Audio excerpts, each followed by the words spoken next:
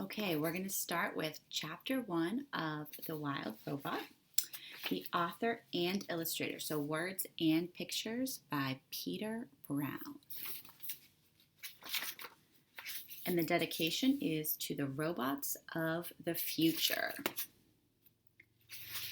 Chapter 1 is titled The Ocean. As I'm reading this, I want you to close your eyes and I want you to visualize or picture the setting and what's happening right now. Our story begins on the ocean with wind and rain and thunder and lightning and waves. A hurricane roared and raged through the night.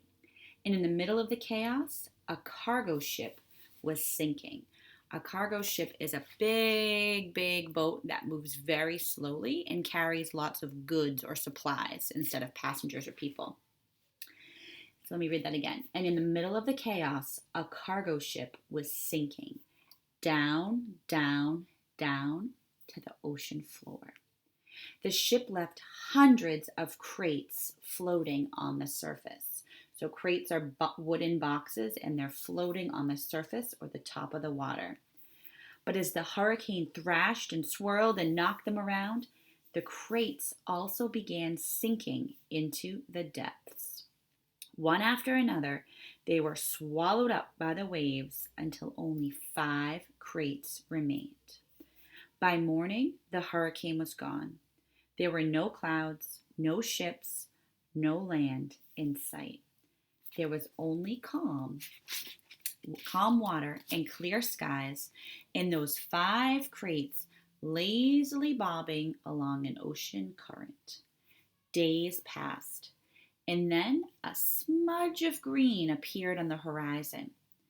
As the crates drifted closer, the soft green shapes slowly sharpened into the hard edges of a wild, rocky island. So right now, pause for a moment and picture in this huge, vast ocean, all of a sudden, there's a wild, rocky island that we can see in the middle of it. The first crate rode to shore on a tumbling, rumbling wave and then crashed against the rocks with such force that the whole thing burst apart.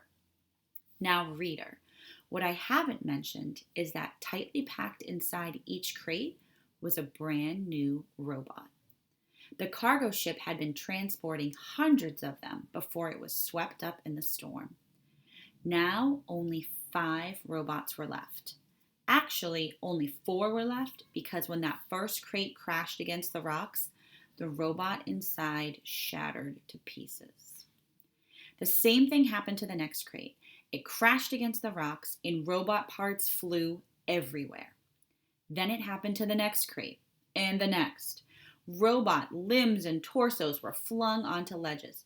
So your limbs are your arms and your legs, and your torso is your middle part or your chest. A robot head splashed in a tide pool.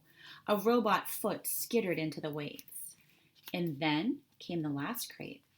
It followed the same path as the others, but instead of crashing against the rocks, it sloshed against the remains of the first 4 crates. Soon, more waves were heaving it up out of the water. It soared through the air, spinning and glistening until it slammed down on a tall shelf of rock. The crate was cracked and crumpled, but the robot inside was safe. Here is the illustration. So here's the wild rocky island, and right there is the crate, the one remaining crate. Remember, we've talked about the word remaining. Remaining means what's left over.